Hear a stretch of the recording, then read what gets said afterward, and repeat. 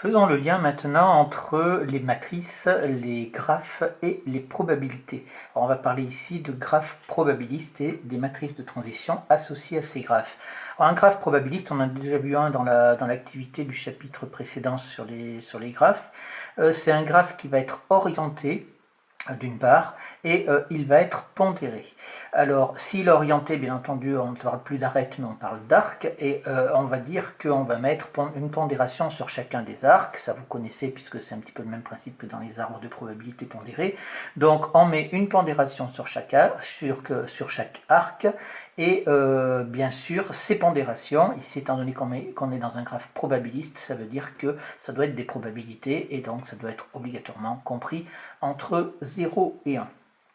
La somme, bien entendu, de tous les poids des arcs qui vont être issus d'un même sommet va être égale à 1. Et quand on est dans un tel graphe probabiliste, alors les sommets, on ne les appelle plus les sommets, mais on les appelle les états du graphe. Alors, un exemple de graphe probabiliste, eh bien, vous voyez, je pars de A, ici, je vais avoir ici une pondération avec 0,1. Ensuite, je vais aller vers B, comme ceci. Alors je vais mettre la flèche là, histoire de bien la voir. Je vais dire que j'ai ici 0,5. Et je vais aller également verser ici.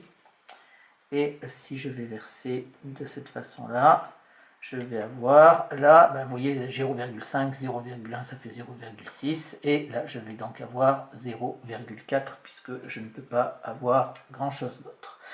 Je vais partir de B maintenant. Si je vais de B à C ici, je vais prendre ici quelque chose qui va faire 0,8. Je vais aller également de B vers A, ici. Et là, je vais avoir 0,2. Et enfin, je vais, alors là 0,8 et 0,2, donc c'est bon, j'ai bien 1 pour le sommet en partant de B. Et pour C, ici, bien par exemple, je vais faire ceci. Je vais ici aller donc à 0,7 en pondération. Et je vais dire que de C, je vais également verser ici comme ceci. Et je vais avoir ici 0,3. Voilà, donc ceci c'est un graphe probabiliste. C'est un graphe probabiliste à 3 états, puisqu'il y a 3 sommets. Donc voilà un petit peu ce que c'est qu'un graphe probabiliste avec les pondérations. Faites attention, vous voyez le 0,8, j'aurais dû le mettre plus près de l'arc ici. Alors, on va définir la matrice de transition. La matrice de transition, c'est assez simple en fait, associée au graphe. Ça va être une matrice carrée d'ordre P, donc ici on a 3 sommets, ça sera une matrice carrée d'ordre 3. Et les coefficients, en fait, chacun des coefficients vont correspondre au poids des arcs allant de l'état I à l'état J. Donc la construction de la matrice de transition va se faire un petit peu de façon similaire à la matrice d'adjacence. Donc ici, regardez, je pars donc de A, de B et de C, et je vais arriver ici à A, après à B et à C ici. Et donc, je vais regarder un peu ce que ça peut donner. Donc, pour aller de A à A, j'ai donc ici, alors là, dans la matrice d'adjacence, je mettrai 1, puisque j'aurai une arête qui va de A à A. Ici, je ne mets pas 1, mais je mets la pondération, c'est-à-dire que je vais avoir 0,1 ici. Pour aller de A à B, eh bien ici, j'ai 0,5. 0,5 et pour aller de A à C, j'ai 0,4. Ensuite, pour aller de B à A, j'ai 0,2. Pour aller de B à B, ben, je n'ai rien, donc j'ai 0. Pour aller de B à C, je vais donc de B à C, j'ai 0,8. Pour aller ensuite de C à A, eh bien, je n'ai rien du tout, donc j'ai 0 ici. Pour aller de C à B, j'ai 0,7. et pour aller de C à C, j'ai 0,3. Voilà donc ma matrice de transition. Attention, ici c'est bien important, hein, c'est-à-dire qu'on va dans ce sens-là. On passe de cet état-là à cet état-là. Voilà la matrice de transition qui ne pose pas trop de difficultés. C'est assez facile à déterminer. Alors, un nombre de remarques qui ont leur importance pour bien comprendre, d'une part, ce qu'on vient de voir, et la suite que l'on verra dans la prochaine vidéo. Donc, si je prends le coefficient de la matrice, ici, 0,4 par exemple, ça va être la probabilité de transition de l'état I à l'état J, c'est-à-dire la probabilité de transition de l'état A à l'état C. D'accord? Donc ça se lit comme ceci.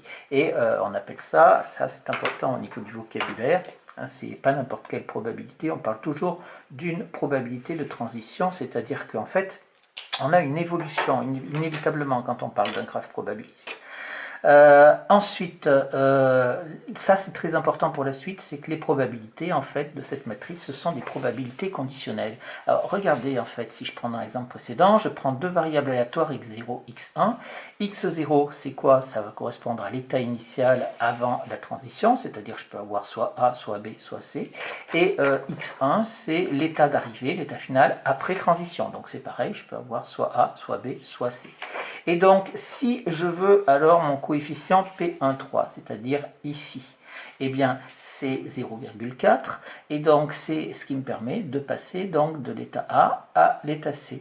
Donc, je peux dire que c'est quoi? Que c'est la probabilité de quoi? Que la variable aléatoire x1 prenne la valeur C, en sachant que la valeur x0 a pris la valeur A.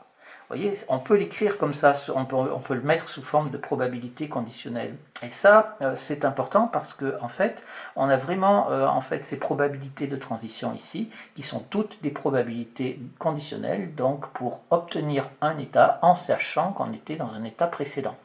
Donc voilà, c'est une probabilité conditionnelle à une étape, c'est-à-dire que c'est vraiment quelque chose de très qui dépend de l'état qui est juste avant.